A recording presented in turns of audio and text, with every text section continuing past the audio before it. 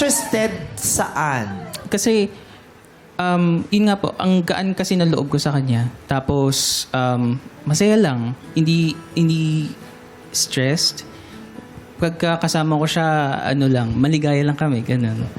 So, sobra ko yung na-appreciate. Kaya, I thought na baka kapag pinagbigyan ko yun, baka sumaya din ako.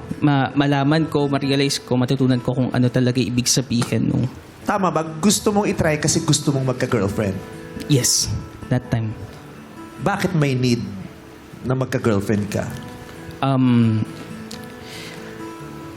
Kasi kapag may partner ka, parang ang sarap sa feeling dahil meron kang napagsasabihin ng mga sama mo na loob or anything na nagpapastress sa'yo sa buhay, ganyan. Tapos may companion, bata pa pero meron na. Ba't wala ka bang friends? Wala ka bang friends? Hindi po kasi ako ganun din ka-friendly. Kasi it all roots down nung childhood kasi hindi rin ganun kaganda. Hindi ako pinagpala sa magandang childhood eh. So, naganap ako ng means para magkaroon ng companion. And siya po yun. Kasi yun, maraming ang dahilan kung bakit pumapasok sa relasyon ng mga tao eh. Kung bakit gusto nilang magka-girlfriend o gusto nilang magka-boyfriend. One, kasi na-inlove sila dun sa tao. Yes, mahal nila. Two, they are just lonely. And they're scared to be lonely. Yes. Three, they're alone and they're scared to be alone. Yun. Yeah. Hindi ka masyadong masaya ng mga panahon na yun. Hindi po. I was lonely and I was alone. Sino nag-aya na, alika, magjawaan tayo? Di po namin ma-recall, pero... Sana alam nyo bago kayo pumunta dito. Alam nyo magkikwento kayo eh. Okay, baka sobrang saya nila that time. Kaya hindi na Hindi, parang tayo na ba? Parang gano'n eh. Uy, naghumawak ng kamay. Pwede ba yung makalimutan mo kung paano? Di ba, ang magical nun eh. Yeah. That moment. Ba yun? I know. Tumigil ang Must mundo have nyo been nun eh. so magical and memorable. Yeah. I know, right? I know, right? I know, right? Hey! Hindi, ano yung masasabi nyo, ginawa nyo, bakit nyo masasabing kayo na? Dahil wala nga pong formal po na ligawan, so wala po kaming ma-recall na nagtanong siya. Pero ang pinaka nangyari po nung August 1, 2014 ay Natandaan mo. Uy, advance. 7:58 Oh, may oras pa. Nasaan kayo niyan? ilalim ng LRT. Tamo. Kasi diba, para maging kayo, pinag-usapan yun, di ba?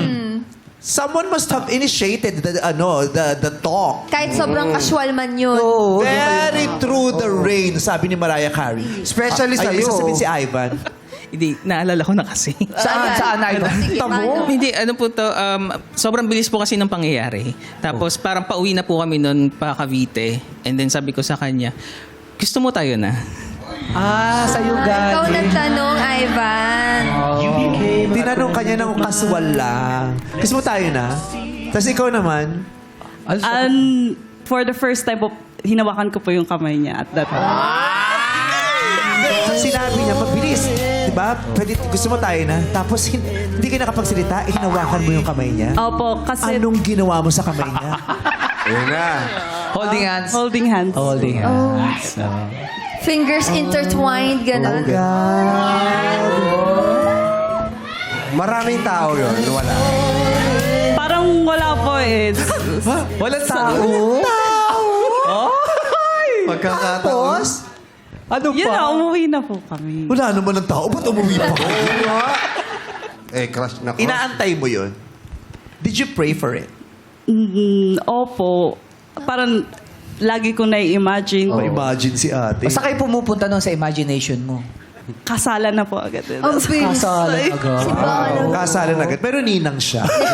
Sakit. Umatend na. In-invite Nina. 2014, 2015 pala nangyari. Tama Ang sarap nun, di ba? Yung ginawa ka ng crush mo. Yes. Sarap nun eh. Sarap-sarap nun. Yung Ginawa unang ka. inaakala niyang imposible, pero nangyari. Correct. Totoo. Ganda.